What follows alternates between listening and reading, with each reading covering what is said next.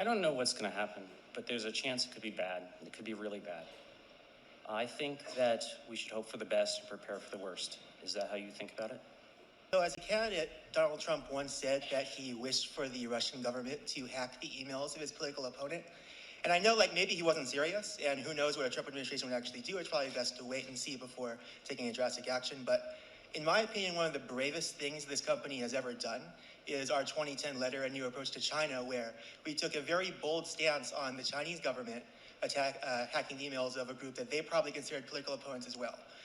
So is there any potential line a Trump administration could cross where we would think about taking a similar approach towards the United States government? So Google's mission is to organize the world's information and make it useful.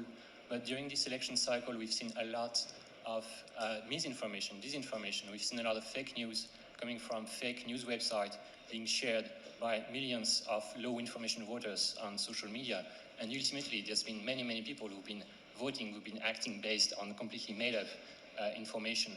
So can Google do anything to try to filter this out, to try to do something against very organized, very intense campaigns of disinformation targeted at low information people? Look, I think our investments in machine learning and AI is a big opportunity here. Is this a relatively new arc, or is this the same arc that has included 2 world wars?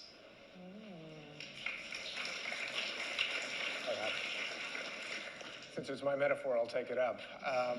There are no guarantees. The reason I commented on Hillary's statement that we have to continue to believe that we can fight for that which we value, and it's all of our obligation. We can't give up. We can't be complacent. We have to know what our values are, and we have to fight for them and protect them, and that's what we're committed to doing. Because I think if you just let arcs drift, who the hell knows which way they drift? Excuse my language, but whatever.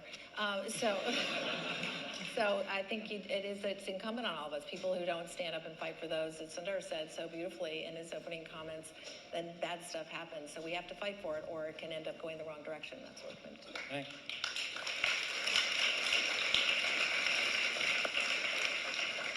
Yeah, and I think it's worth really worrying about. I think, there's, data suggests that boredom led to the rise of fascism and also to the communist revolution. I mean, there were many other factors too.